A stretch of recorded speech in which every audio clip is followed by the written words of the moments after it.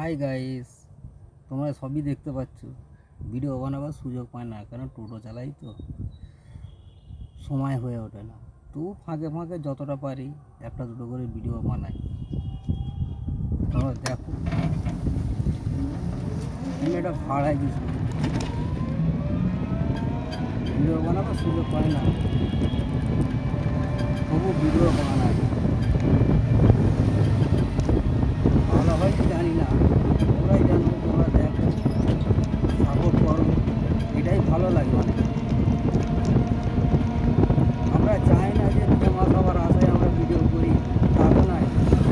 মনটা ভালো থাকে, মাইন্ডটা ফ্রি